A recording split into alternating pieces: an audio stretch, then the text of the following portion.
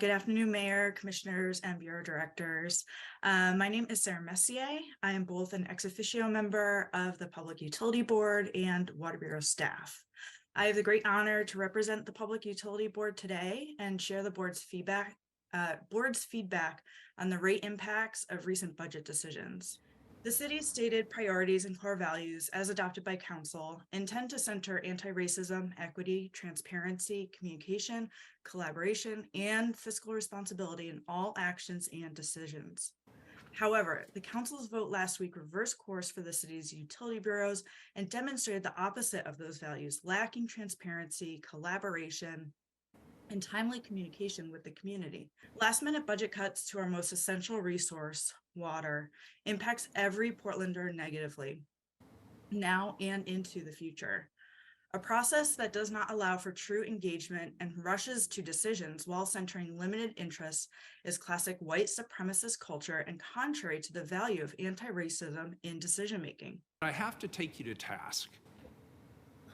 Could you explain why it is an act of white supremacy for me to propose holding the line on rate increases for Portlanders who are struggling under significant and multiple tax increases, rate increases, and fee increases? I don't see that as inherently white supremacist. I see that as an economic concern that I have about constituents in my community who tell me they cannot afford any more increased taxes, increased fees, or increased utility rates. And it's not wealthy people telling me that.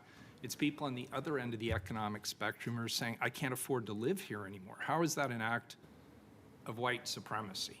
I do not feel comfortable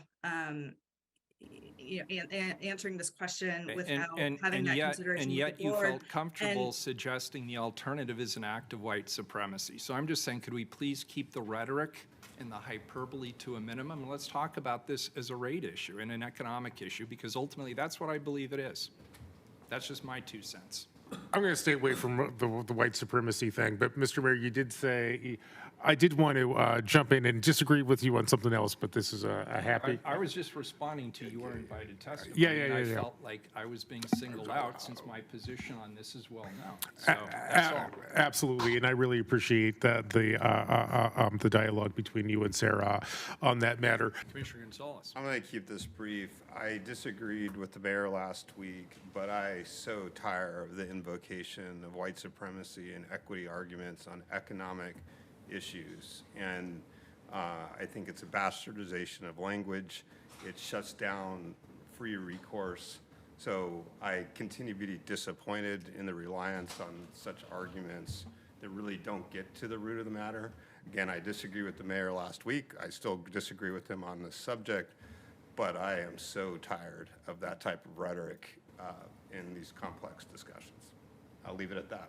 I have to say that I'm deeply disappointed with the conversation we had today.